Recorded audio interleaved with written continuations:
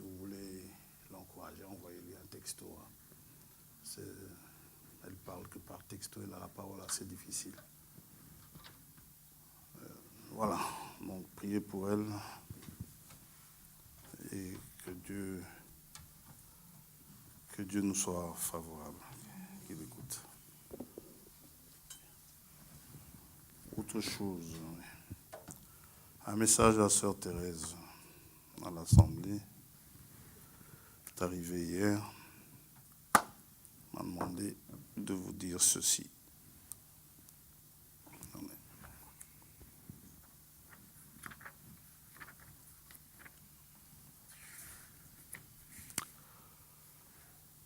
Je remercie toute l'Assemblée pour vos messages et appels de soutien durant cette épreuve difficile lors du décès de ma chère maman.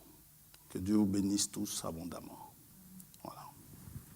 De la part de la sœur Thérèse, elle n'a pas pu venir aujourd'hui, elle a des problèmes de décalage horaire. Elle venait du Canada.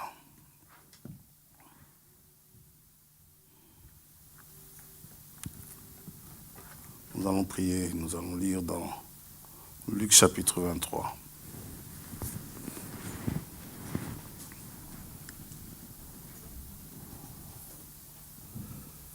Père céleste, Dieu Tout-Puissant, nous venons toujours avec confiance auprès de toi. Et nous savons que c'est un privilège lorsque nous nous approchons de ta présence. Parce qu'auprès de toi, nous pouvons obtenir ce dont nous avons besoin, que le monde ne peut nous donner. Parfois, il y a des cas qui dépassent les compétences humaines, mais ça ne te dépasse pas, toi. Aussi, nous savons que tu es le Dieu véritable. Nous savons que tu es Dieu dans les cieux, tu es Dieu sur la terre, que tu es Dieu dans tout l'univers. Tout obéit à ta voix.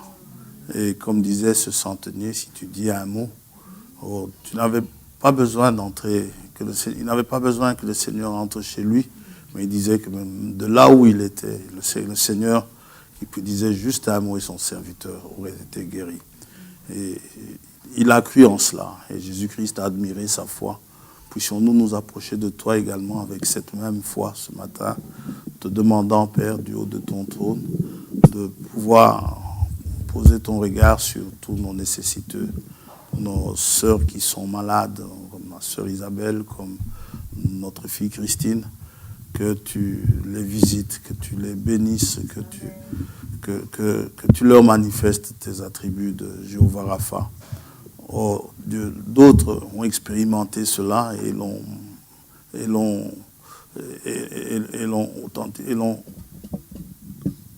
témoigné, mais nous ne voulons pas juste vivre avec le témoignage des autres. Nous voulons vivre cela nous-mêmes également. Et je crois que c'est le cas de ceux qui sont dans le besoin pour que tu interviennes pour eux, afin qu'eux aussi chantent Jéhovah Rapha, non pas parce que tu auras guéri d'autres, mais parce que tu les auras guéris eux-mêmes. Aussi, nous les remettons, nous joignons à eux dans leur désir de mieux se sentir.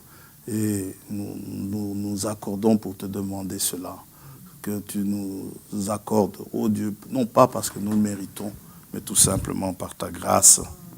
Père Céleste, nous te remettons aussi ce moment de prédication. La parole qui sera apportée puisse-t-elle être,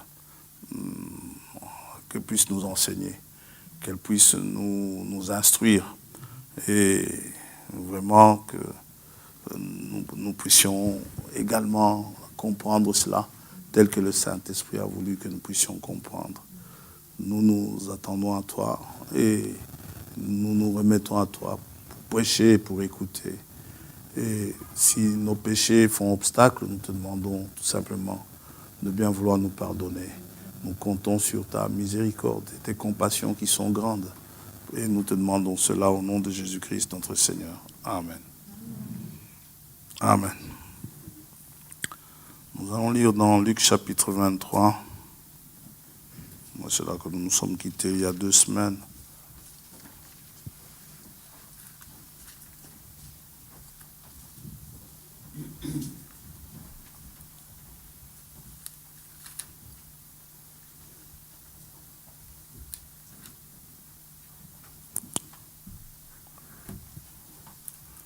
J'aimerais aussi dire à Frère Gaspard que je n'ai pas oublié la demande de sa fille du baptême. Donc, nous restons attentifs à cela. Luc 23, verset 39. L'un des malfaiteurs crucifiés l'injuriait, disant, « N'es-tu pas le Christ? Sauve-toi toi-même et sauve-nous. » Mais l'autre le reprenait et disait, « Ne crains-tu pas Dieu, toi qui subis la même condamnation? Pour nous, c'est justice, car nous recevons ce qu'ont mérité nos crimes, mais celui-ci n'a rien fait de mal. » Et il dit à Jésus, « Souviens-toi de moi quand tu viendras dans ton règne. » Jésus lui répondit, « Je te le dis en vérité, aujourd'hui tu seras avec moi dans le paradis. » Amen. Que Dieu bénisse sa parole. Ce malfaiteur demandait au Seigneur de se souvenir de lui quand le Seigneur viendra dans son règne. C'était dans le futur. Mais Jésus dit non, passe dans le futur, aujourd'hui même,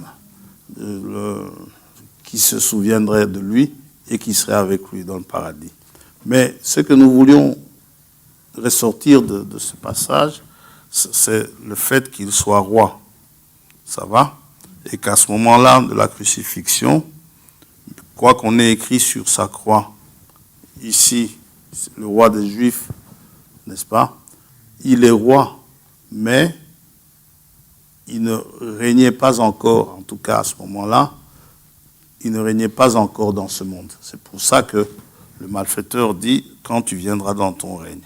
Il ne régnait pas encore. Lorsque Pilate lui demande s'il est roi, il dit ceci dans Jean 18.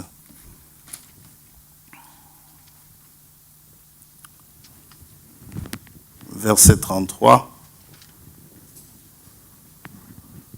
Pilate rentra dans le prétoire, appela Jésus et lui dit, « Es-tu le roi des Juifs ?» Jésus répondit, « Est-ce de toi-même que tu dis cela, ou d'autres te l'ont-ils dit de moi ?» Pilate répondit, « Moi, suis-je juif? Ta nation et les principaux sacrificateurs t'ont livré à moi. Qu'as-tu fait ?» Jésus dit, « Mon royaume n'est pas de ce monde. » Donc il ne régnait pas encore dans ce monde. Il dit, « Mon royaume n'est pas de ce monde, » répondit Jésus. « Si mon royaume était de ce monde, mes serviteurs auraient combattu pour moi, afin que je ne sois pas livré aux Juifs.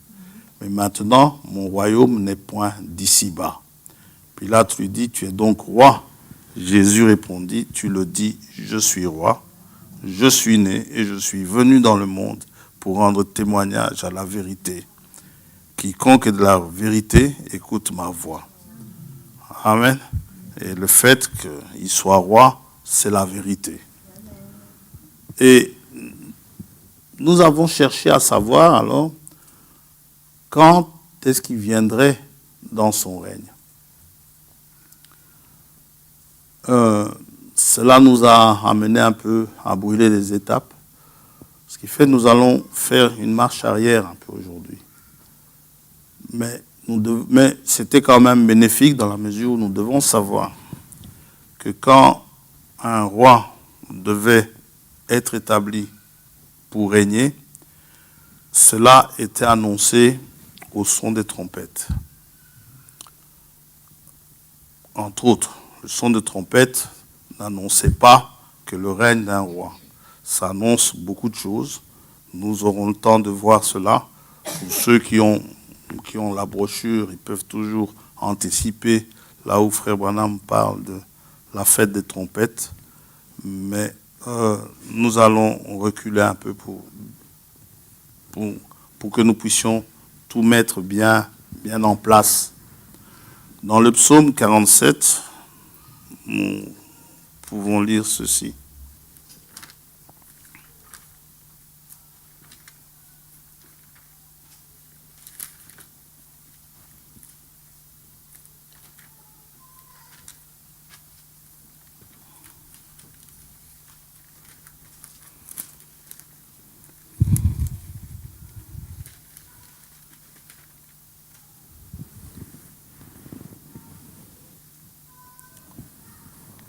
tous, peuple, battez des mains.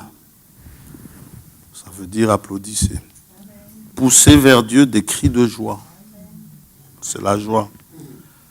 Car l'Éternel, le Très-Haut, est redoutable. Il est un grand roi sur toute la terre. Il nous assujettit des peuples, il met des nations sous nos pieds. Il nous choisit notre héritage, la gloire de Jacob qu'il aime. Dieu monte au milieu des cris de triomphe. L'Éternel s'avance au son de la trompette. Ce qui signifie, la trompette nous annonce sa venue. Nous annonce sa venue et nous verrons c'est quoi la trompette. Ce n'est pas la trompette de Mozart, n'est-ce pas? Ce n'est pas du tout la même chose. Ça ne donne pas le même son. Ça va? On ne pense pas à Mozart ni à Beethoven. Nous pensons à Jésus-Christ. Car Dieu est roi de toute la terre. Chantez à Dieu, chantez. Chantez à notre roi, chantez. Car Dieu est roi de toute la terre. Chantez un cantique. Et lorsque on établissait les rois, on sonnait de la trompette. Et lui aussi, lorsqu'il sera établi, bien sûr, il y aura des sons de la trompette. Des sons de trompette, ça nous le verrons lorsque nous y arriverons. Maintenant, ces trompettes, on les sonnait à des moments bien particuliers, comme on vient de le dire. Dans Nombre 10, pour ce qui est des trompettes en argent, ça nous parle de la rédemption, du rachat. Nombre 10.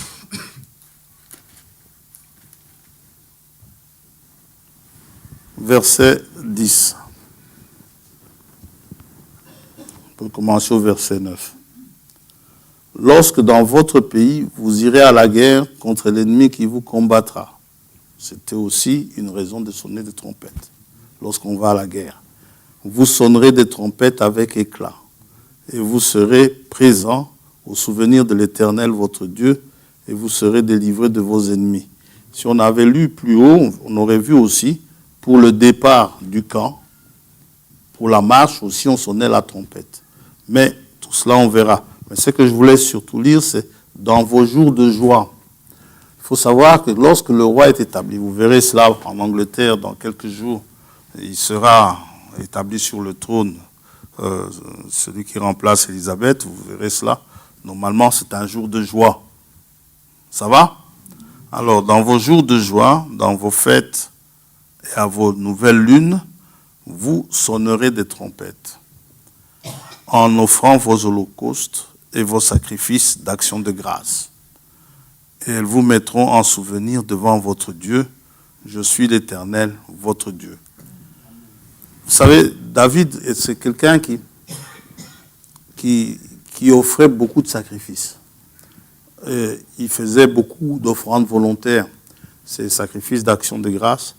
Et David, il encourageait souvent le peuple à le faire. Et il savait pourquoi il encourageait le peuple à le faire. Il savait très bien que Dieu l'aimait beaucoup. Et tout comme lui-même aimait beaucoup Dieu. Et David, il dit ceci dans 2 Chroniques 29, mais ça c'est juste une parenthèse. C'est pour savoir que dans les jours de joie, il faut avoir cela comme étant dans la joie. Dans 2 Chroniques.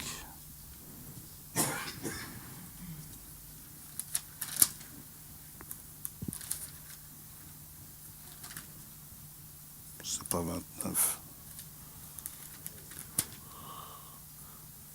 1 Chronique 29.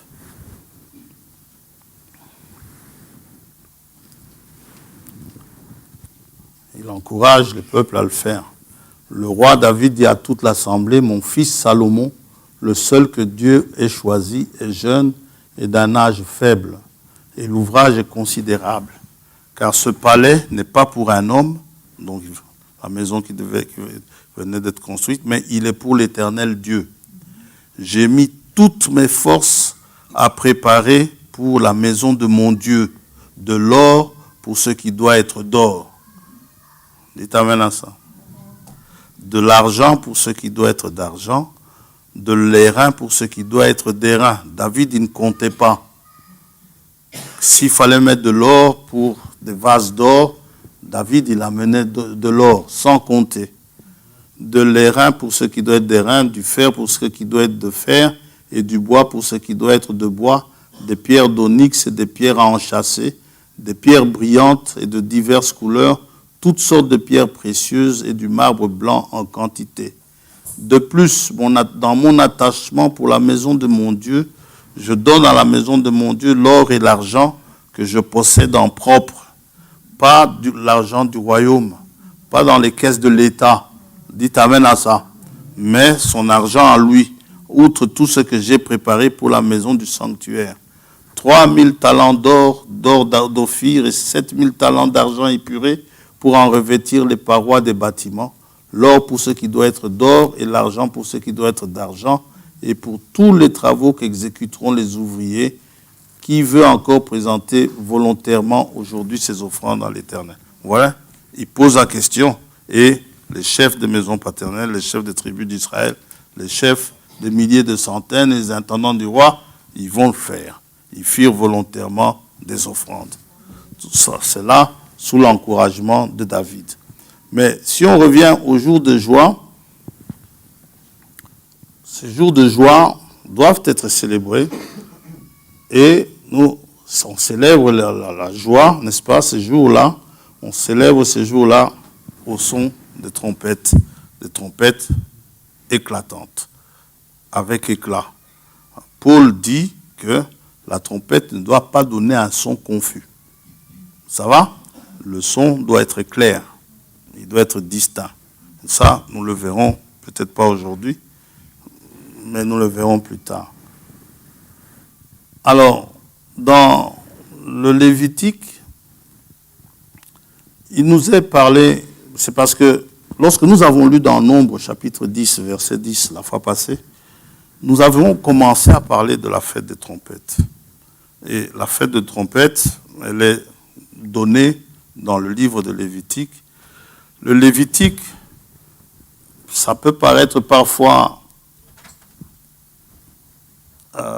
embêtant pour les gens à lire le Lévitique, mais c'est très important. Ça nous parle de la sainteté. On ne doit pas oublier que la loi, elle est sainte. On ne doit pas oublier non plus que cet ordre que Christ nous donne, il dit, vous serez saints, soyez saints parce que votre Père Céleste est saint. Dans Lévitique 11, il nous est dit ceci. Lévitique 11, 44. Car je suis l'Éternel, votre Dieu, vous vous sanctifierez et vous serez saints. C'est le livre de la sanctification. Vous serez saints, car je suis saint. Et vous ne vous rendrez point impurs par tous ces reptiles qui rampent sur la terre. Dans Exode, comme disait un frère en enseignant, l'Exode montre comment il faut sortir du monde. Et que sortir du monde, ce n'est pas facile. Pharaon ne vous laisse pas partir facilement. Ça va? Et sortir de l'Égypte pour aller dans le monde, pour aller en terre promise, c'est compliqué. Pharaon, il faut que Dieu force Pharaon à vous laisser partir. Parce que Pharaon ne vous laissera jamais partir. C'est-à-dire, tous ceux qui étaient vos maîtres de corvée, tous ceux qui vous faisaient faire des travaux ou des choses que vous ne vouliez pas, ils ne vous lâchent pas. Par exemple, si vous étiez accro à la cigarette et que vous apprenez que la cigarette elle n'est pas bien, ce n'est vraiment pas une activité chrétienne que de fumer, vous dites que vous voulez arrêter, vous constatez que la cigarette, elle n'est pas facile à arrêter, elle n'est pas facile à abandonner. C'est la même chose pour l'alcool, pour toutes ces choses-là. Ou sortir de ces festivités dans lesquelles on avait l'habitude d'y aller. ces booms qu'on ne voulait pas rater, hein, ces fêtes, joyeuses fêtes païennes dans lesquelles nous y allions. On aime parfois encore toujours cette ambiance-là. Alors, puisque bon, parfois on a de la famille là-dedans, on est parfois obligé d'y aller, mais seulement, y aller, ce n'est pas tellement ça le problème. Le problème est, comportez-vous en chrétien. Ceux qui n'est pas chrétien, ne le faites pas. Mais si vous vous voyez en train de le faire, c'est que ces choses sont encore en vous. Toujours dans Lévitique 19, il répète, l'Éternel parla à Moïse et dit, parle à toute l'assemblée des enfants d'Israël et tu leur diras, soyez saints, car je suis saint, moi l'Éternel votre Dieu. Vous voyez, Dieu y tient. Chacun de vous respectera sa mère et son père et observera mes sabbats. Je suis l'Éternel, votre Dieu. Le livre de Lévitique peut être divisé en deux grandes parties. Dans ces deux grandes parties, il y a d'autres parties, des petites parties. Je ne sais pas, moi j'ai écrit des sous-parties qui peuvent être dedans. Mais il y a un côté où il est donné tout en détail les sacrifices que l'on doit offrir. Et dans les sacrifices, il y a aussi, on parle des sacrificateurs, comment ils doivent s'habiller lorsqu'ils vont servir. Et n'oubliez pas, vous avez été fait sacrificateur. Ce qui fait, lorsque vous devez servir Dieu, il y a une manière de vous habiller. Alors, ne vous étonnez pas que dans le message que vous avez reçu de la part de Dieu, il est beaucoup insisté sur votre habillement. Parce que ce message vous rapproche du Dieu vivant. Amen. Et comme ça vous rapproche du Dieu vivant, vous savez, nous avons cette route nouvelle qui a été tracée, par laquelle nous pouvons aller jusqu'au sanctuaire. Nous n'y allons pas étant habillés autrement. Un sacrificateur doit être habillé dignement. Amen. Amen. Parce que ce sont des habits qui font de nous notre dignité. Alors, il y a les vases, il y a l'onction, il y a toutes ces choses qui sont données dans les Lévitiques. Et il y a le côté donc sacrificiel et il y a aussi les fêtes de l'Éternel, dont la fête de trompette. Nous allons parler, en tout cas dans les jours qui vont venir. Alors, ces sacrifices et ces fêtes de l'Éternel, ce n'est pas comme, je n'aime pas trop nous comparer, mais on est obligé parfois. Ce n'est pas comme les gens d'en face. Ils ont leur fête, la fête du sacrifice. Ça sert à quoi? Pour le moment, ils sont en plein ramadan. Ça sert à quoi? Quand je parle avec eux, ils me disent, on partage. Vous partagez quoi? La nourriture. Ça, vous savez, les païens peuvent le faire aussi. Vous n'êtes pas obligé d'être croyant pour partager la nourriture. Ici en Belgique, il y a la fête entre voisins, n'est-ce pas? Oui. Vous pouvez partager aussi votre nourriture entre voisins. Il peut être incrédule, il peut être croyant, qu'importe. Mais ces sacrifices ont un sens. Les sacrifices que nous devons obtenir, que nous devons faire, présenter. Lorsque vous leur demandez mais à quoi sert la fête du sacrifice, l'Aït, comme ils appellent, ils vous disent ça rappelle le sacrifice d'Ismaël. Je ne sais pas où Ismaël a été. Abraham a voulu sacrifier Ismaël, mais eux ils disent ça comme ça. Ça rappelle Ismaël. Eux, ça leur rappelle Ismaël. Mais nous, le sacrifice ne nous parle pas d'Isaac. Ça ne nous parle pas d'Isaac. C'est vrai qu'Isaac a failli être sacrifié, mais c'était nous parler de quelqu'un d'autre. Ce sacrifice parle de Jésus-Christ. Et il faut et pour pouvoir parler de Jésus-Christ, il a fallu un nombre considérable d'animaux pour essayer de réunir un peu les caractéristiques de Christ. Un seul animal ne suffirait pas. L'agneau ne suffit pas. C'est vrai que l'agneau, dans sa docilité, c'est vrai, il montre ça. Mais le taureau qu'on offrait, le bœuf mâle, c'était aussi le symbole de la force. Il est de puissance. Il est tout puissant. Il y a plusieurs aspects qui nous parlent de Christ. Ça va? Ces sacrifices ont ce but-là de nous parler du sacrifice de Christ. Et en tout cas de son sacrifice. Les fêtes de l'Éternel, dans lesquelles nous allons entrer, nous parlent de ses venues, des venues de Jésus-Christ. Elles sont appelées de saintes convocations et elles sont publiées prophétiquement. Ça veut dire ce sont des choses qui vont arriver. Quand il y a la Pâque qui vient de passer, les Juifs ont fêté la Pâque le mercredi. Avant la Pâque catholique, la Pâque catholique est tombée le dimanche. Pour les Juifs, c'était mercredi. Et si vous voyez les fêtes de la Pâque, chaque année, bouger de date, c'est parce que les catholiques calquent le calendrier sur le calendrier juif. Le calendrier juif ne ressemble pas au nôtre. Le calendrier juif, nous avons 12 mois bien précis, de janvier à décembre. Les Juifs, ils ont 13 mois parfois. Il y a un 13e mois qui est parfois introduit. Ils ont 12 mois, mais parfois il y a un 13e mois qui est introduit. Bon. Et ils mettent la date de la Pâque. Alors, lorsqu'on sait que la Pâque juive tombe telle date, c'est là où on vous dit que la Pâque, ce sera le 9 avril, par exemple. Vous voyez?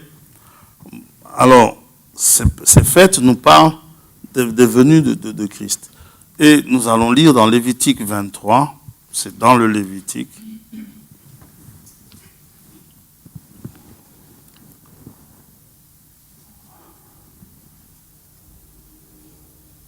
L'Éternel parla à Moïse, premier verset, et dit, parle aux enfants d'Israël et tu leur diras, les fêtes de l'Éternel que vous publierez seront de saintes convocations. Amen. Voici quelles sont mes fêtes. La première, on n'en parle pas souvent, on travaillera 6 jours, mais le 7e jour est le sabbat, le jour du repos. Il y aura une sainte convocation, vous ne ferez aucun ouvrage, c'est le sabbat de l'Éternel dans toutes vos demeures. Vous savez, Dieu y tient. Dieu tient à ce qu'il y ait un sabbat. Le sabbat, c'est son jour. C'est le jour du Seigneur. Et le sabbat, ici, c'est justement une figure, un type du grand sabbat qui viendra, du millénium qui viendra. C'est le jour du Seigneur. C'est le jour consacré au Seigneur. Comme on le disait lundi, pour ceux qui étaient là, lundi matin, ce sabbat n'est pas là pour que nous ayons l'occasion d'enfin laver notre vélo, n'est-ce pas? Ou d'enfin laver notre voiture. Pour les Juifs, un jour de sabbat, il leur est interdit de laver leur voiture. S'ils veulent laver leur voiture, qu'ils la lavent un autre jour que le jour du sabbat. Ce jour-là est un jour consacré à l'Éternel. C'est un jour consacré à Dieu. Toute la semaine, vos pensées étaient sur votre profession. Toute la semaine, vos pensées étaient sur beaucoup de choses. C'est à peine si vous pensiez à Dieu. Dieu veut, à un moment donné, c'est stop, n'est-ce pas? Et à un moment donné, Dieu veut passer du temps avec vous. Alors, le monde, qu'est-ce qu'il a fait? Le monde a essayé d'éliminer ces jours que nous appelons jours de congé. Vous savez, ils ont dû se battre pour pouvoir se reposer. Le corps que Dieu a créé, le corps a besoin de repos. Ce n'est pas pour rien qu'aujourd'hui, il y a plein de gens, n'est-ce pas, qui sombrent dans ce qu'on appelle le burn-out. Donc, ils sont complètement dépassés et ça conduit parfois même au suicide. Il y a des endroits encore dans le monde où on fait travailler les gens 7 jours sur 7.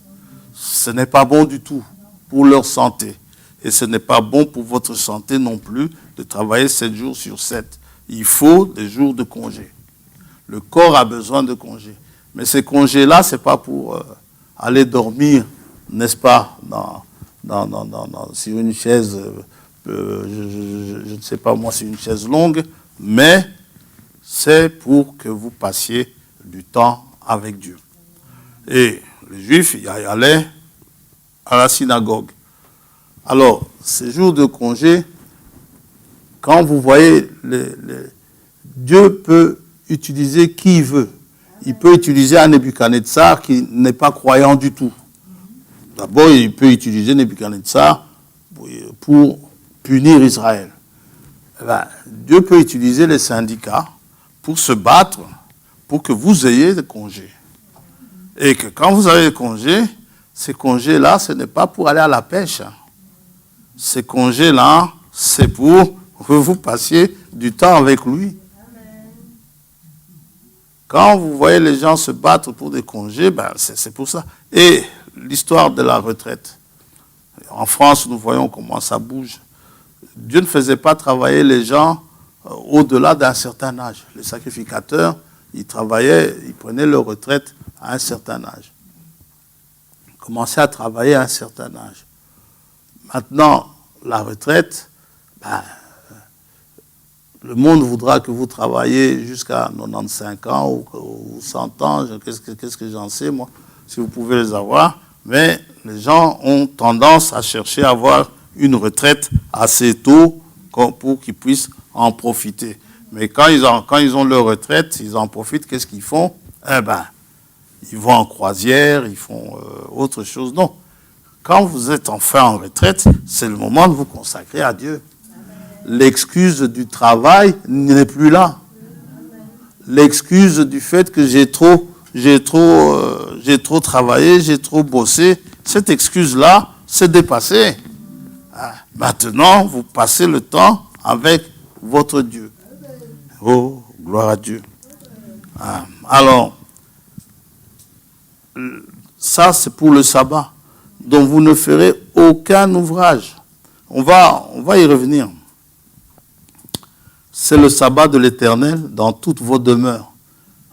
C'est enfin le temps de faire ma grâce matinée. Non, fais ta grâce matinée une autre fois, mais pense à Dieu. C'est aussi un sacrifice. Sacrifice de devoir, pour ce qui est d'aller au boulot et vous lever à 5 heures du matin, ça ne vous fait aucun problème. Par contre, pour vous lever, n'est-ce pas, je ne sais pas, à 8 heures, disons ça comme ça, ou à 6 heures, que sais-je, moi, l'heure à laquelle vous vous sentez poussé à vous lever, et à passer du temps à louer Dieu, à être avec votre Dieu, eh bien, pour ce temps-là, on rechigne souvent. Je suis fatigué, je suis crevé. Non, c'est pas juste. Oui, ce n'est pas juste. Dieu a créé l'homme pour qu'il soit avec lui. Il quittait son trône, n'est-ce pas? Il venait dans la fraîcheur du soir et s'entretenait avec Adam. Dieu aimait bien ces moments. Malgré que quand Adam est tombé, Dieu est venu, Adam n'était plus au rendez-vous. Mais Dieu est venu, Dieu est au rendez-vous.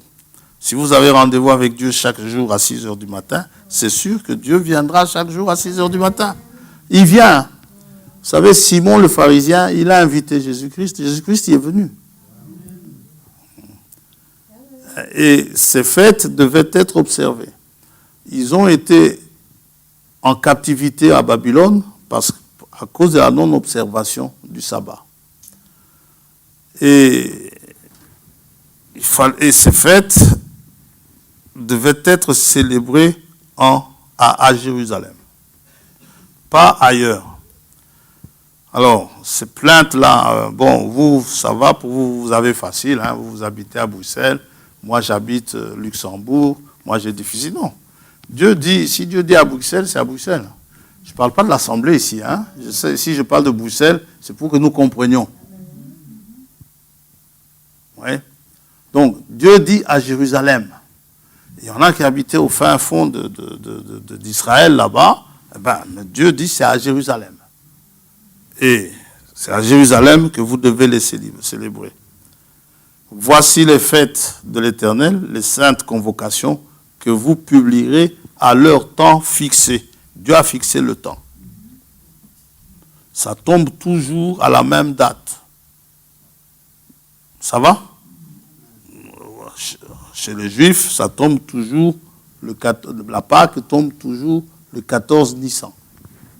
Jamais un autre jour. Dans Deutéronome 16,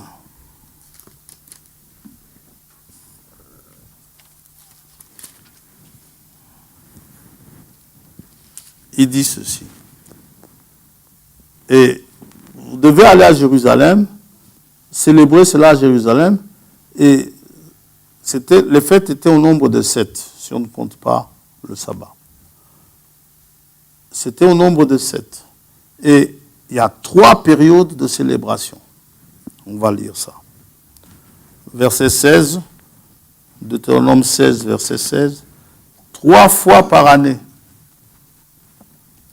tous les hommes d'entre vous se présenteront devant l'Éternel, ton Dieu, dans le lieu qu'il choisira, à la fête des pains sans levain,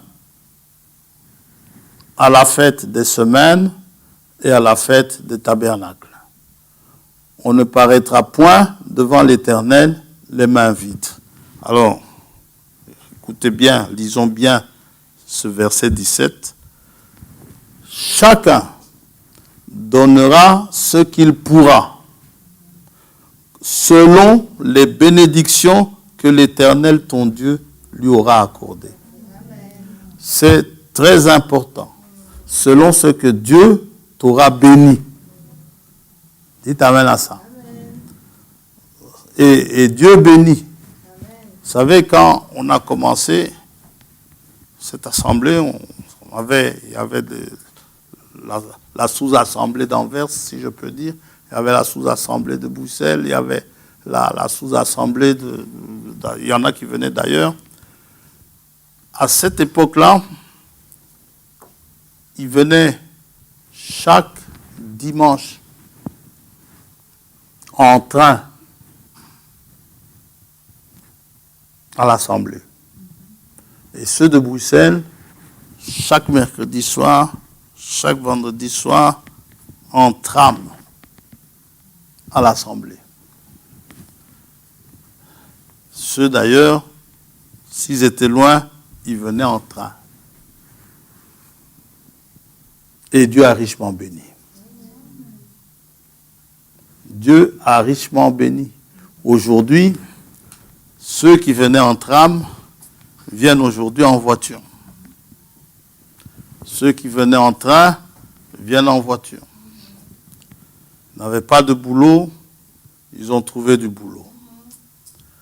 Parmi une question des jeunes, il y en a qui m'ont posé la question, est-ce qu'on peut donner la dîme d'un travail fait au noir?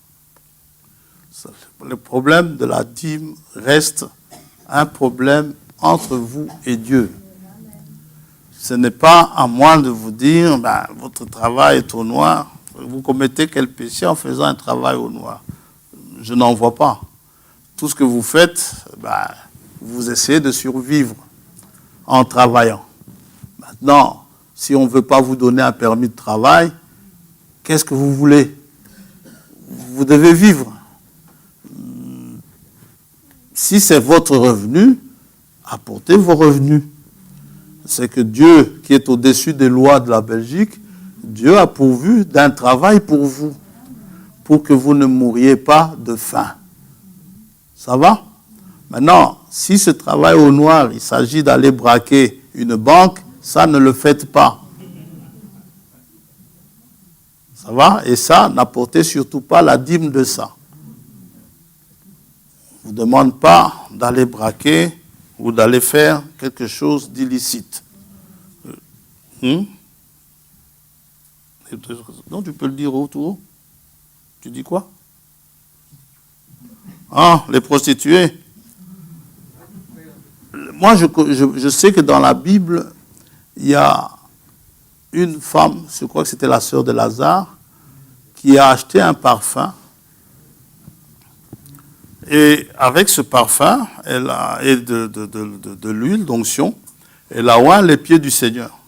Et le frère Branham dit, puisque c'était une femme, on peut lire, hein, je crois que c'est dans Luc 7.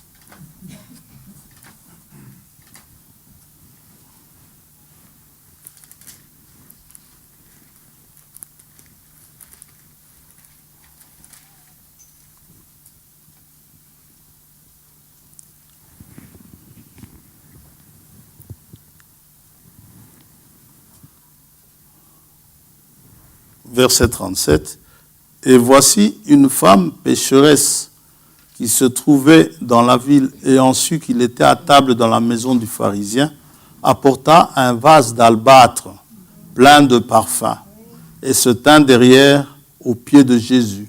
Elle pleurait et bientôt elle lui mouilla les pieds de ses larmes, puis les essuya avec ses cheveux, les embrassa et les oignit de parfum. » Verset 39. Le pharisien nous dit quel genre de femme c'était. Le pharisien qui l'avait invité, voyant cela, dit en lui-même, si cet homme était prophète, il saurait qui et de quelle espèce est la femme qui le touche. Il saurait que c'est une pécheresse. Mais Jésus prit la parole et lui dit, Simon, j'ai quelque chose à te dire. Maître, parle, répondit-il. Et on connaît l'histoire. Et frère Branham dit, c'était peut-être l'argent de sa prostitution. Et le Seigneur a accepté. Je ne peux pas dire les choses autrement. Et en tout cas, selon la Bible, c'était une femme de mauvaise vie. Ouais. Parce que le Seigneur n'a pas renié ce que, n'a pas discuté sur ce que le pharisien pensait. Le Seigneur, il dit seulement, il donne l'histoire du créancier qui avait 2 débiteurs, l'un 500 deniers et l'autre 50, lequel de deux, lorsque c'est remis, lequel de deux allait être le plus reconnaissant. Alors, verset 44, puis se tournant vers la femme, il dit à Simon, « Vois-tu cette femme? Je suis entré dans ta maison. Lui, il a été béni. » Simon le pharisien. Dieu l'a béni. Il avait de quoi inviter les gens. Il avait une belle maison. Mais il a même invité le Seigneur est venu chez lui. Eh bien, Jésus lui dit, je suis entré dans ta maison et tu ne m'as point donné d'eau pour laver mes pieds. Mais elle les a mouillés de ses larmes. Elle les a essuyés avec ses cheveux. Tu ne m'as point donné de baiser. Certainement qu'il avait honte de lui. Mais elle, depuis que je suis entré, elle n'a point cessé d'embrasser mes pieds. Tu n'as point versé d'huile sur ma tête, mais elle a versé du parfum sur mes pieds. C'est pourquoi je te le dis, ses nombreux péchés ont été pardonnés. Car elle a beaucoup aimé, mais celui à qui on pardonne peu, aime peu. Et il dit à la femme, tes péchés sont pardonnés. Ça veut dire qu'elle est partie de là justifiée. Voilà. Alors, donc, selon les bénédictions que l'Éternel, ton Dieu, lui aura accordées. Et ça nous mène un peu à lire, merci pour la question, dans Matthieu 22. Bon, ça, on en a parlé un peu en vitesse lundi. Selon les bénédictions que l'Éternel lui a accordées. C'est un sujet de prédication, ça. Matthieu 22. Jésus, prenant la parole, leur parla de nouveau en parabole et il dit, « Le royaume des cieux est semblable à un roi qui fit des noces pour son fils. Il envoya ses serviteurs appeler ceux qui étaient invités aux noces, mais ils ne voulurent pas venir. Il envoya encore d'autres serviteurs en disant, « Dites aux conviés, voici, j'ai préparé mon festin, mes bœufs et mes bêtes grasses sont tués, tout est prêt, venez aux noces. » Mais sans s'inquiéter de l'invitation, ils s'en allèrent, celui-ci à son champ, celui-là à son trafic. Et les autres se saisirent des serviteurs, les outragèrent et les tuèrent. Le roi fut irrité, il envoya ses troupes, fit périr ses meurtriers et brûla leur ville. Alors il dit à ses serviteurs, les noces sont prêtes, mais les conviés n'en étaient pas dignes. Ce que je voulais montrer par là, si on lit cela dans Luc 14, on voit que les excuses qu'il donne sont des excuses farfelues. Hein? Donc, ils sont là, Luc 14. Hein? On va juste lire les excuses.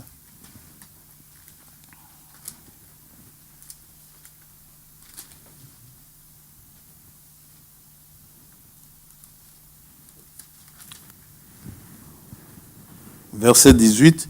Mais tous unanimement se mirent à s'excuser.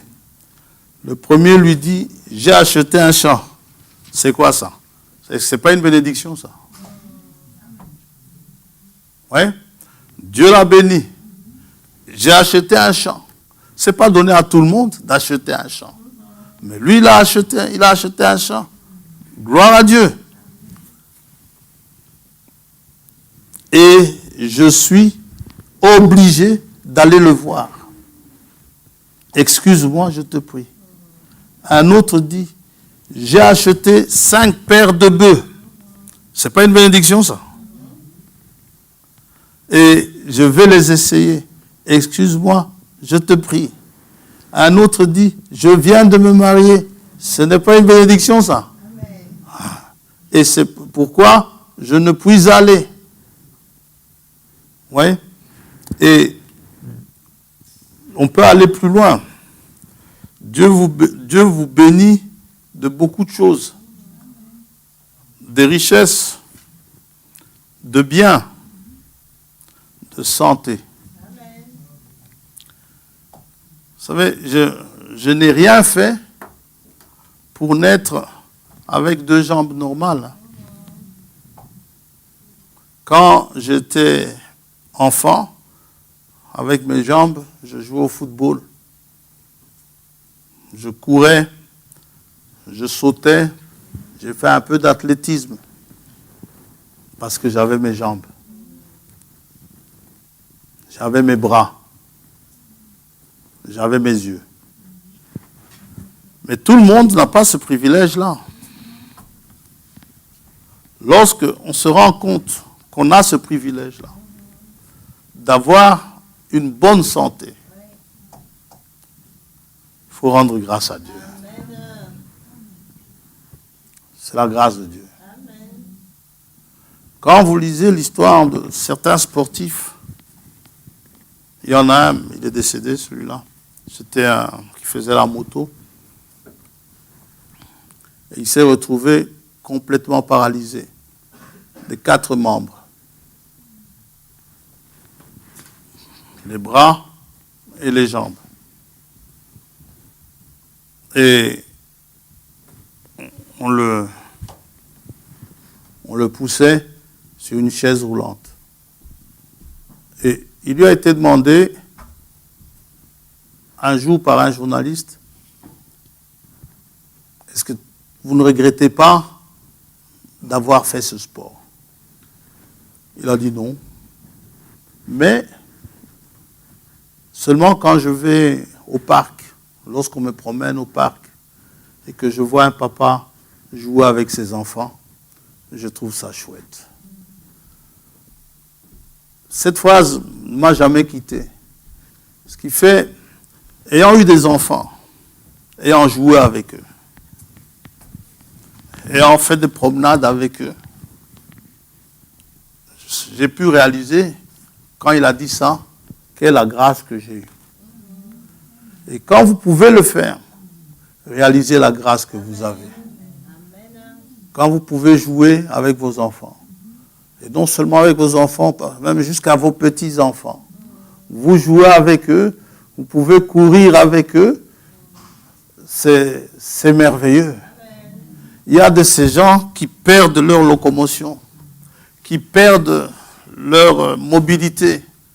Et ils ont de petits-enfants, ils ont des enfants, ils voudraient faire comme nous on le fait, mais ils ne peuvent pas le faire. Alors, nous, quand on a ça, on a des excuses farfelues, du genre, je suis crevé, je suis fatigué. On parlait lundi de cet homme à la porte appelée la Belle. Quand il voyait les gens entrer, entrer et chanter pour Dieu, certainement, il devait hocher la tête quand il voyait certains qui louaient leur Dieu comme ça sur leur chaise, presque en somnolant. Lui, il se disait, j'en suis certain, parce que quand il a eu ses jambes, c'est la première chose qu'il a faite. Lui, il se disait, moi, si Dieu me donne les jambes, mais je ne vais pas rester sur ma chaise à faire comme ça. Qu'est-ce que je veux sauter? Oh Seigneur, donne-moi les jambes. Dieu lui a donné les jambes. Et quand Dieu lui a donné les jambes, il n'a pas hésité. Et il a couru là dans le temple. Le service d'ordre pouvait lui dire, hey, calme-toi, jamais de la vie. Il dit, j'ai des jambes maintenant. Si nous pouvions nous rendre compte de ça. Que Dieu nous a fait grâce d'être en bonne santé et de pouvoir être ici ce matin. C'est une grâce. Ces excuses farfelues, je suis crevé, j'ai fait ceci, j'ai travaillé toute la journée hier, j'ai travaillé toute la... Eh ben, Dieu ne te demande pas de travailler. Dieu te demande juste de passer un moment avec lui. Amen. Oh, gloire à Dieu. C'est ce que Dieu vous demande. L'oiseau, il ne se fait pas prier. Le matin, il peut être réveillé plutôt par quelques bruits, par un bruit. Eh bien, c'est pas grave, il ne râle pas. Il commence à louer son Dieu. Chip, chip, chip, chip, chip. Dieu est grand. Amen. Oh, l'humain est tombé bien bas. Incapable de reconnaître que s'il est en bonne santé, c'est la grâce de Dieu. Qu'est-ce que vous avez fait pour être en bonne santé? J'ai mangé sainement. Demandez aux infirmières ici, elles vous diront, il y a plein de gens qui ont mangé sainement toute leur vie et puis ils ont attrapé quand même un cancer. C'est une grâce. Oh. Bien. Donc, selon les bénédictions que l'Éternel, ton Dieu, fera. Alors, s'il te dit de venir à Jérusalem, ne commence pas à te plaindre, c'est trop loin. Et puis vous commencez à dire à l'autre qui s'en va, frère, tu pries pour moi. Hein? Et qu'est-ce que tu veux que je demande pour toi? Oui? Ou bien, oh, je suis fatigué, je suis crevé. Je vais suivre sur YouTube. Suivez sur YouTube. Selon les bénédictions que l'Éternel, ton Dieu, t'aura accordées. Il t'a donné une voiture. Et toi, tu veux suivre sur YouTube. Amen. Il aurait fallu qu'il ne te donne pas de voiture. Mais Dieu n'est pas rancunier. Amen. Gloire à Dieu. Frère François, aujourd'hui, je ne vise personne. Je me sens poussé à le dire. On est trop négligent pour louer Dieu. On est trop négligent pour le servir. On calcule trop. Si Dieu avait calculé en ce qui me concerne, je ne sais pas quel résultat il aurait eu.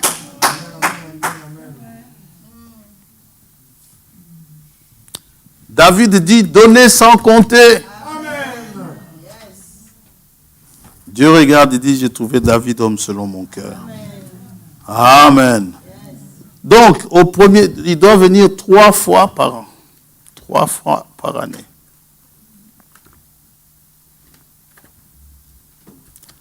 Deutéronome 16, n'est-ce pas?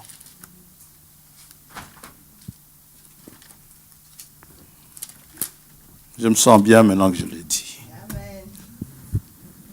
Deutéronome 16, verset 16. 3 fois par année, tous les hommes d'entre vous se présenteront devant l'Éternel ton Dieu, dans le lieu qu'il choisira. Dieu dit 3 fois par an. Et chacun viendra et donnera ce qu'il pourra. Il ne vous demande pas de donner la lune. Vous n'avez pas la lune. Donnez ce que vous avez. Amen.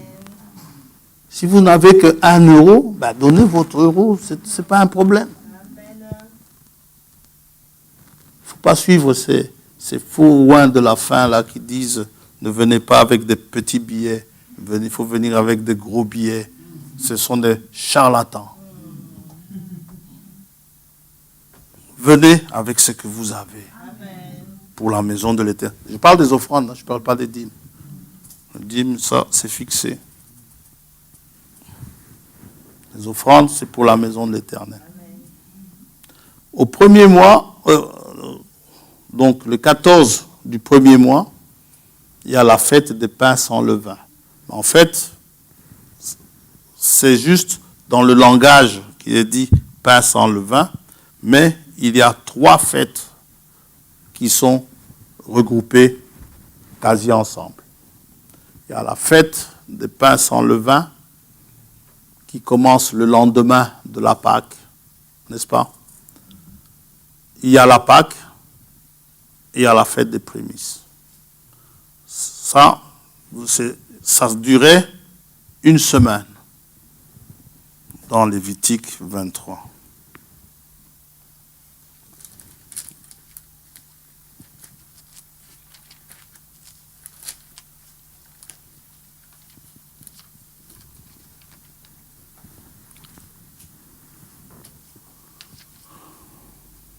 Verset 5, le premier mois, le 14e jour du mois, entre les 2 soirs, ce sera la Pâque de l'Éternel. Le 15e jour de ce mois, ce sera la fête des pains sans levain, en l'honneur, donc le lendemain, du 14 au 15, c'est le lendemain.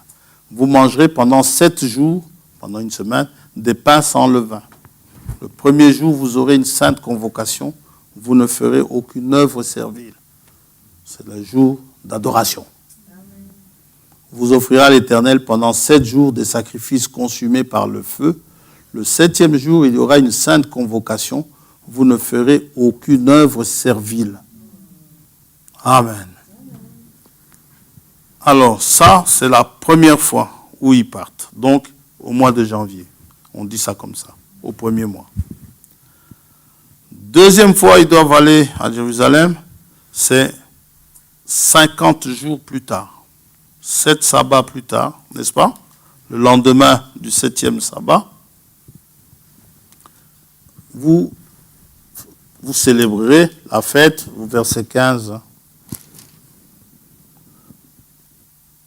Oui. Depuis le lendemain du sabbat du jour, vous apporterez la gerbe qui sera agitée, donc les prémices que vous avez apportées, qui sera agitée de côté et d'autre. Vous compterez 7 semaines. 7 semaines. 7 semaines, ça fait 7 fois 7 jours. Ça fait 49 jours. Alors, le lendemain du sabbat, ça va faire 50 jours. Vous compterez 50 jours jusqu'au lendemain du 7e sabbat et vous ferez à l'Éternel une offrande nouvelle. Et ça, c'est ce qui est appelé la fête des semaines qu'on vient de lire dans Deutéronome 16. Et la fête des semaines, c'est quoi? C'est la Pentecôte. Ça va? Donc, à la Pentecôte, comme l'eunuque éthiopien, tous les mâles d'Israël devaient aller à Jérusalem. Alors, ça nous fait 4 fêtes. Sans levain, Pâques, prémices, Pentecôte. En l'espace de 7 sabbats plus tard, ça fait à peu près le 3e mois. Ou, si nous voulons regarder selon nos mois à nous, le premier mois, c'est à peu près mars-avril. Le 3e mois, ça nous fait le mois de mai. C'est la Pentecôte. La Pentecôte, et ces 4 fêtes que nous venons de citer ont déjà été accomplies. Elles se sont accomplies. Il n'est plus besoin d'aller célébrer cela à Jérusalem ou quelque chose comme ça. Elles ont été données dans Lévitique 23 prophétiquement, selon ce qui devait arriver, et ça nous parle de la première venue du Seigneur. Vous allez me dire que la Pentecôte s'est passée, le Seigneur était déjà monté. Oui, mais la Pentecôte, c'est quand même un résultat de la première venue du Seigneur. Ça va? Si le Seigneur n'était pas venu, il n'y aurait pas de Pentecôte. Oui. Alors, maintenant, entre la Pentecôte et la fête, donc, la troisième fois où il devait venir, la dernière fois où il devait venir à Jérusalem, c'est au 7e mois, donc entre le 3e mois jusqu'au 7e mois, il y a comme un trou de 4 mois. C'est le temps du Saint-Esprit. Le temps du Saint-Esprit dans l'Église, où il y a un Saint-Esprit qui agit, n'est-ce pas? Et la fête de la Pentecôte, qui est appelée la fête des semaines, elle est aussi appelée la fête de moisson. C'est la première moisson qui se fait en juin-juillet. Et puis, il y a la moisson. La moisson nous parle de la moisson des âmes que le Seigneur a sauvées. Alors, vous arrivez en automne, septembre. Là, c'est aussi, on ne parle plus de moisson, parce que la moisson, il s'agit du blé, des céréales, comme on dit. On parle de la récolte.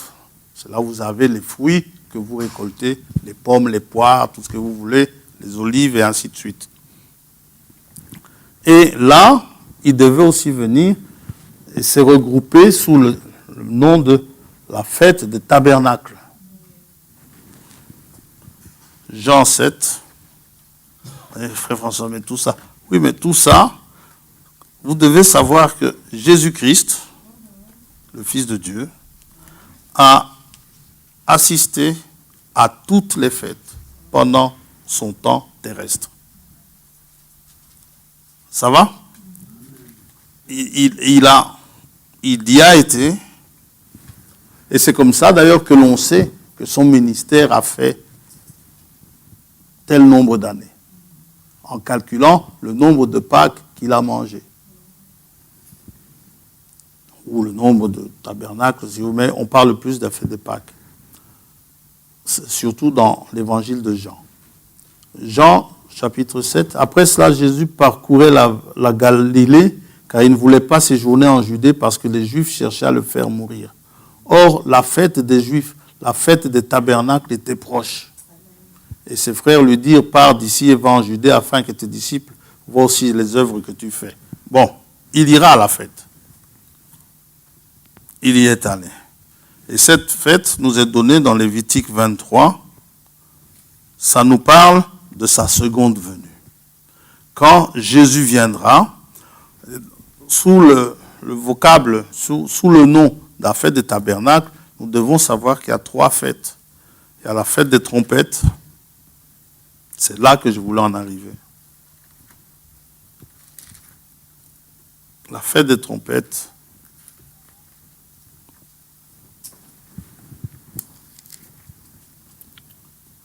Verset 23.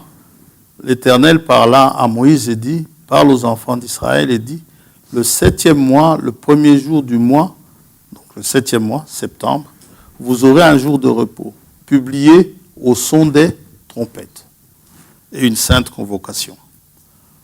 Verset 27, c'est l'expiation. Le 10e jour de ce 7e mois, ce sera le jour des expiations, quand il va se faire reconnaître à ses frères juifs. Ce sera ça, l'accomplissement. On se suit? Et puis, après cela, au verset tabernacle, au verset 34, le 15e jour de ce 7e mois, ce sera la fête des tabernacles en l'honneur de l'Éternel pendant 7 jours. C'est là que nous voulons en arriver. Ça nous parle de sa seconde venue. Sa seconde venue sera annoncée au son des trompettes. Il y aura aussi des cris, il y aura aussi un cri, le cri de l'archange, il y aura tout cela. Ce sont des choses que nous allons voir. Et ça nous concerne. Nous, on s'arrêtera peut-être, juste à la fête des trompettes, on n'ira peut-être pas à l'expiation au tabernacle, parce que l'expiation, ça concerne les Juifs, ça ne nous concerne pas nous. Mais l'accomplissement de l'entièreté de la fête des trompettes, ça concerne l'enlèvement également. Parce que l'enlèvement, ça se fait au son de la trompette. Non seulement l'enlèvement, la résurrection des morts. Toutes ces choses arrivent par le son de la trompette. C'est annoncé par le son de la trompette. La résurrection des morts. Vous savez que le fait de reconnaître le son de la trompette, vous savez que c'est une bénédiction. Psaume 89.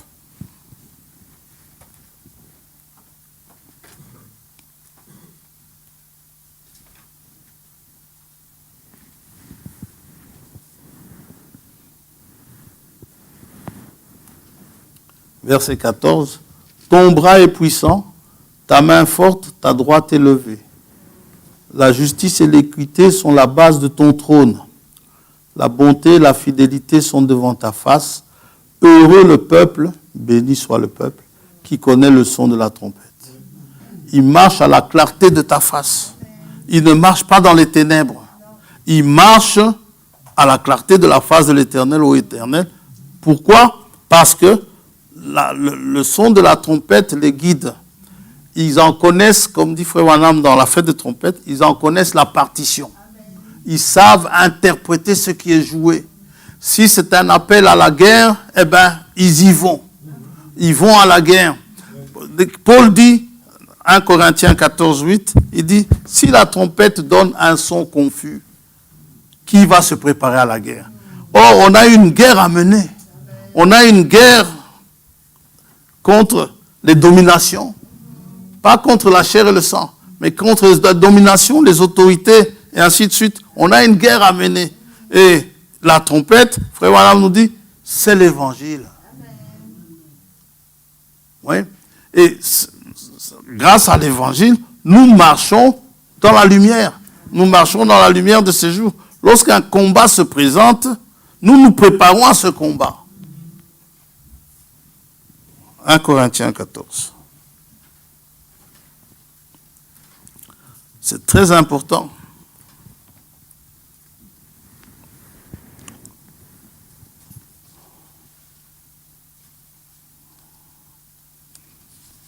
Versets 7 et 8.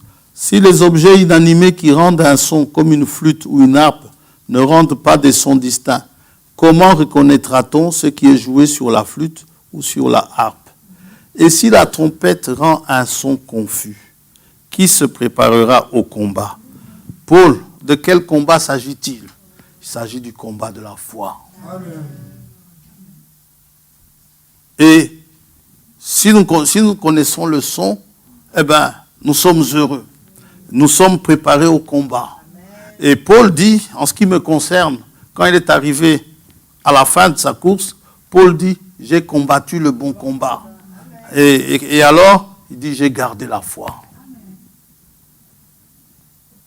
Est-ce que je pourrais en dire autant avec toutes ces difficultés que j'ai subies, après tous ces obstacles qui se sont dressés devant moi, après tout ce que j'ai dû endurer?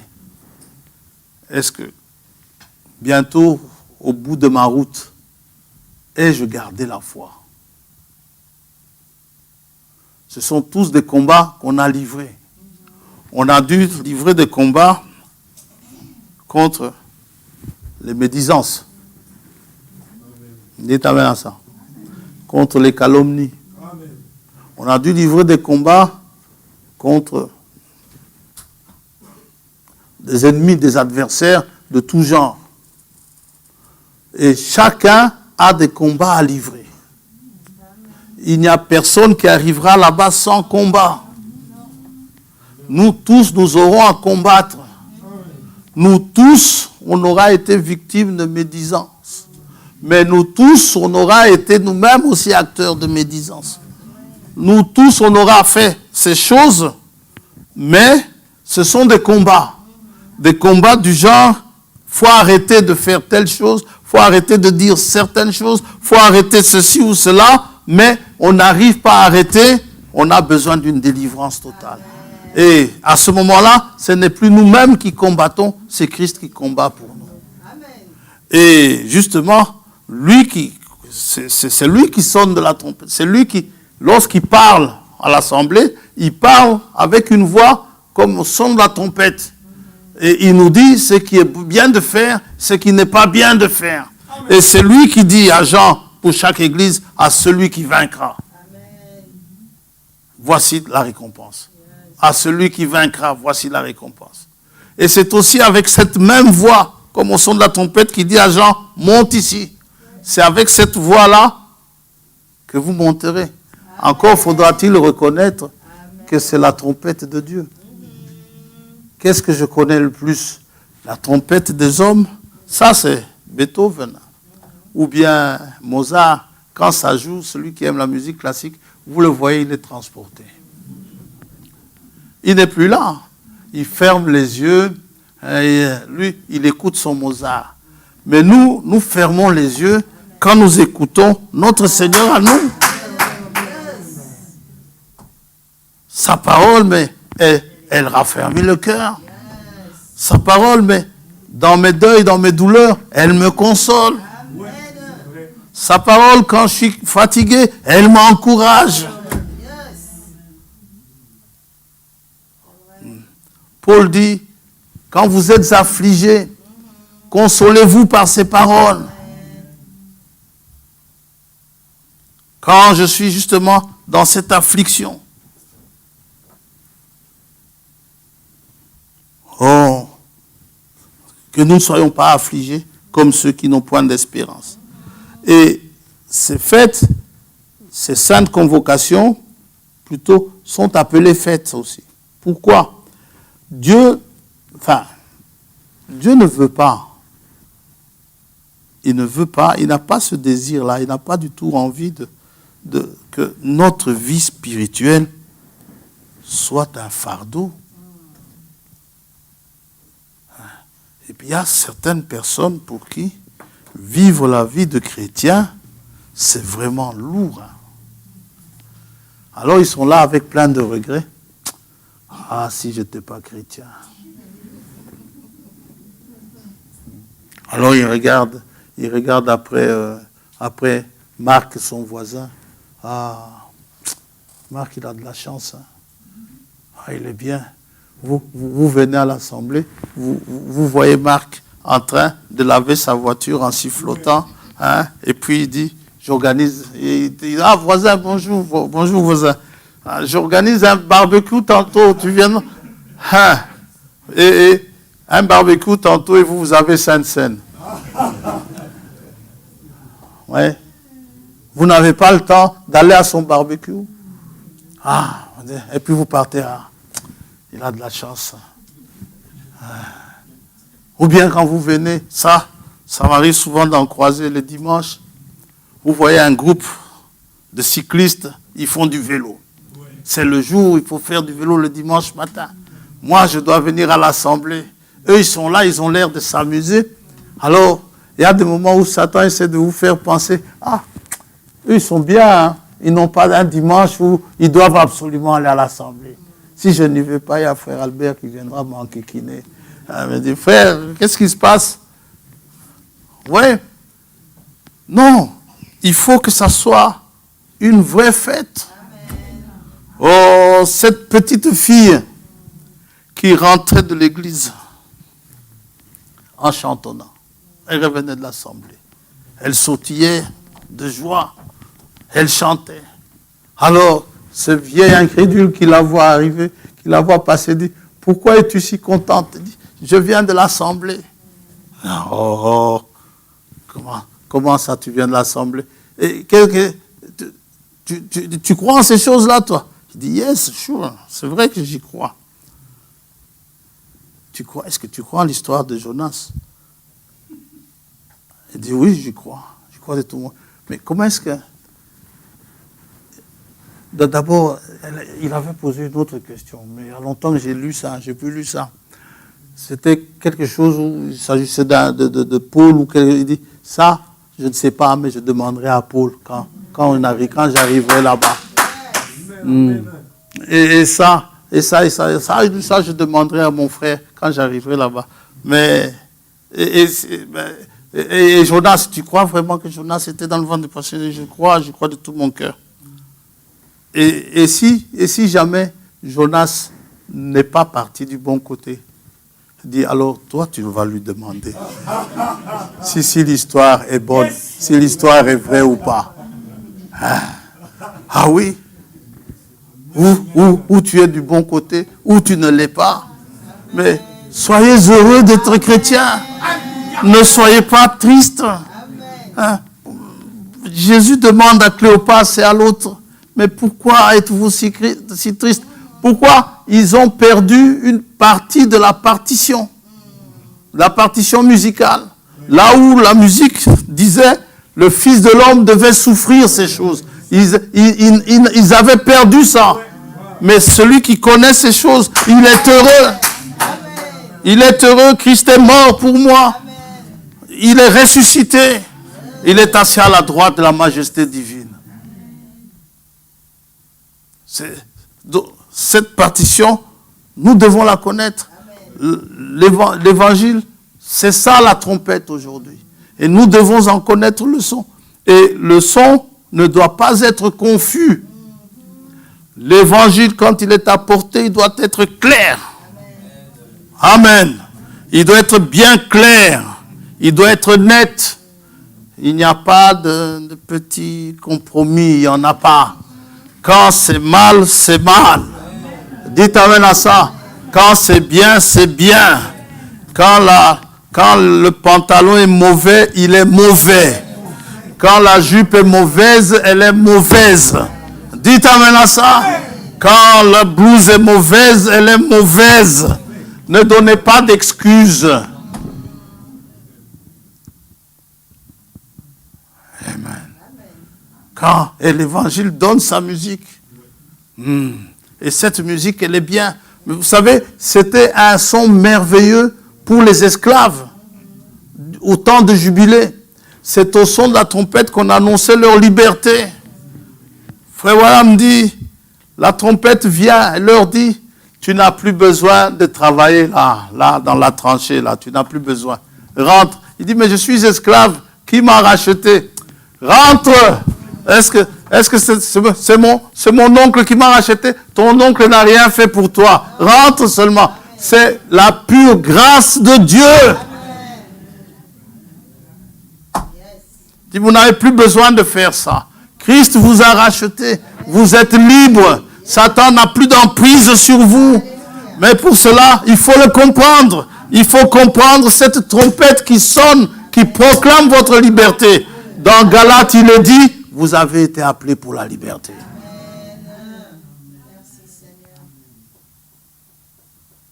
Vous n'avez pas besoin de rester là à dire non, je reste, non, je suis bien. Si vous vous sentez bien chez votre maître et que vous ne voulez pas partir, eh bien, vous vous faites poinçonner l'oreille. Et vous restez là à le servir pour toujours. C'est-à-dire, l'évangile retentira, mais ça n'entrera jamais dans l'oreille. Or, celui qui a des oreilles, qu'il entende ce que l'Esprit dit aux églises. Oh, gloire à Dieu. Le son de la trompette, c'est très bien. Dieu veut que notre vie spirituelle soit une expérience joyeuse. C'est pas moi qui le dis, c'est l'apôtre qui le dit. Il dit, soyez toujours dans la joie. Amen. Et celui qui est dans la joie, qu'est-ce qu'il fait? Dieu te bénisse. Il chante des cantiques. Amen. Que celui qui est dans la joie chante des cantiques. Amen. Gloire à Dieu. Il ne faut pas de bêtes excuses à apporter. Frère, je suis fatigué. Non. Jésus-Christ est venu. Il est venu s'entraîner les pieds. Il savait ce qu'il allait subir.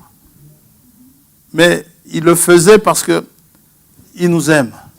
Et il savait que ce qu'il faisait allait nous libérer. C'est une merveilleuse expérience pour lui. C'est de nous sauver, nous. Quand il crie là à la croix, tout est accompli. C'est merveilleux. Et lui est un exemple pour nous. C'est toujours. Il dit aux disciples, il faut que le Fils de l'homme soit livré. Les disciples, à un moment donné, deviennent tristes. Il dit, mais pourquoi vous êtes tristes? Non, nous sommes heureux parce que Jésus m'a sauvé. Amen. Donc, quand Dieu vous convoque à ces fêtes, c'est parce qu'il a besoin de passer quelques moments avec vous. Dieu a des choses à vous dire. Vous voyez ça? Et à l'enlèvement, il vous le dira lui-même personnellement. Il vous le révélera que c'est l'enlèvement. Ce n'est pas à l'assemblée qu'on vous dira, vous savez, l'enlèvement aura lieu mercredi. Hein. Jamais. Jamais. On peut se dire au revoir ici aujourd'hui. Bon, frère, Dieu voulant. Jacques dit, ne dites pas, quand vous dites à mercredi, il faut dire Dieu voulant. Il faut dire Dieu voulant, on ne sait jamais. Vous êtes toujours certain que tous les mercredis, vous allez vous voir. Peut-être pas. Bon frère, à mercredi. Depuis mercredi, vous venez. Il y a un frère qui disait, lui, s'il ne voit pas frère Tombeau, c'est qu'il y a l'enlèvement. Bon, alors, frère Tombeau n'est pas là. Commence à poser des questions. Mais où est frère Tombeau? Il est en formation, frère. N'aie pas peur. N'aie pas peur. Ouais. Non, mais bon, on le dit, il ne faut pas que nous soyons surpris. Et puis on voit l'assemblée vide, il ne reste plus que 3 ou 4 frères, malheureusement. Ils sont partis. Oh, mais on ne nous a pas. Mais non, on ne sait pas. Votre frère qui partira, il n'aura même pas le temps de prendre son téléphone et vous téléphoner. Frère, c'est l'enlèvement. Non. Il n'y pensera même pas. Il va commencer à chanter, à louer Dieu. Il ne va pas composer votre numéro. Et peut-être dans sa tête, il va se dire, le frère François est là. Oui, c'est sûr, le frère François est là. Oui. Mais, bon, si vous vous laissez surprendre, c'est que vous ne connaissiez pas la musique. Parce que Dieu parle tantôt d'une manière, tantôt d'une autre. Les signes sont apportés, les signes qui nous prédisent sa venue, ils s'accomplissent devant nous, sous nos yeux. C'est la trompette qui retentit. Amen. Que Dieu vous bénisse. Maintenant que le tableau est placé, nous allons voir tout ce qui est possible en ce temps-là. Et ce qui nous concerne, il y aura une partie pour les Juifs, mais ce qui nous concerne, c'est notre part à nous que nous devons connaître. Et c'est des choses merveilleuses. Prions le Seigneur.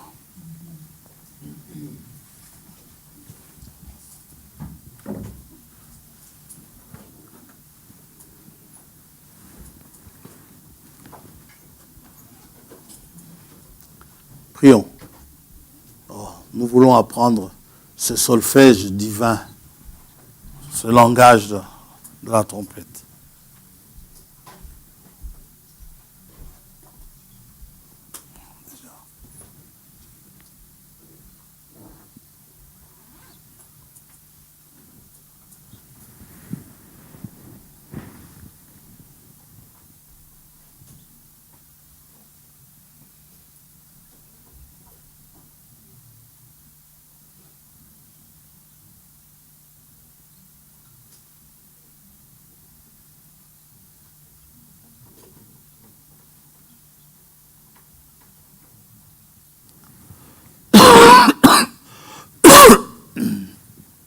Céleste, nous te remercions ce matin pour nous avoir conviés à ta table où tu nous montres au travers de ta parole, les époques de ta venue. Comment cela se passera. Et pour ce peuple heureux qui connaît, qui en reçoit la révélation, c'est du miel sur le rocher. Et toutes les difficultés, toutes les peines, ces maladies, ces problèmes que nous rencontrons, un jour ce sera terminé. Mais en attendant, nous ne te demandons pas de les enlever. Nous te demandons tout simplement de nous aider à résoudre les problèmes, de nous aider à surmonter les obstacles, de nous aider à vaincre l'adversaire. Nous ne voulons pas fuir le combat, mais nous voulons nous y préparer. Aussi, parce que le son que nous entendons, le son de la trompette qui nous prévient d'un danger, du danger qui arrive, ou du combat qui vient, fasse qu'il soit distinct, fasse qu'il soit clair, éclatant, que je puisse comprendre et que je puisse me préparer convenablement au combat qui vient, qui apparaît. Sois béni, Seigneur. Je le demande pas seulement pour moi, je le demande pour mon frère, je le demande pour ma sœur ici présente. Que tu les gardes chacun, que tu les bénisses, que tu les soutiennes, que tu leur parles, que tu leur révèles ta parole. C'est vrai, la date, le moment ne sera pas annoncé à l'Assemblée, mais tu l'annonceras toi-même au tien. Et, oh Dieu, comme Jésus-Christ lui-même il a dit, mes brebis connaissent ma voix. Aussi, cette voix-là, tes brebis sauront, ils entendront, ils écouteront, et elles obéiront. Et nous te sommes reconnaissants pour cela. Sois béni. Merci pour ce jour. Nous te demandons de nous raccompagner dans nos maisons. Et pendant que nous rentrons, nous voulons tout simplement te demander de te souvenir de ce que nous t'avons demandé concernant nos bien-aimés qui ont besoin de ton intervention, qui ont besoin de la guérison, qui ont besoin de santé. Et nous qui l'avons ce matin suffisamment pour venir ici, nous te disons merci. Merci Père pour cette grâce que nous avons eue. Au nom de Jésus-Christ notre Seigneur, nous t'avons prié. Amen. Communication avant que nous puissions nous quitter.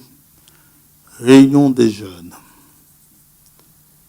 Le 22 avril 2023. Donc, c'est samedi prochain.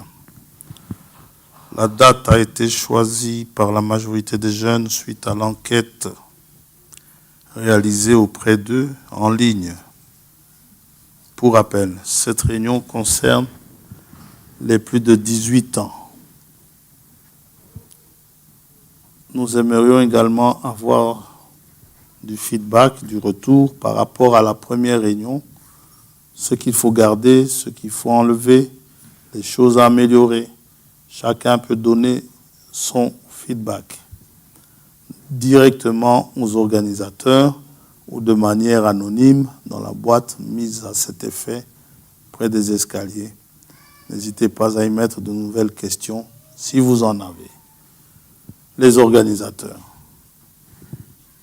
Ils n'ont pas de nom, les organisateurs. Bien. Que Dieu vous bénisse richement. Ceux qui veulent venir, ils viennent. Ça reste bon. Ils sont les bienvenus. Voilà. Un bon dimanche à vous. Que le Seigneur vous accompagne.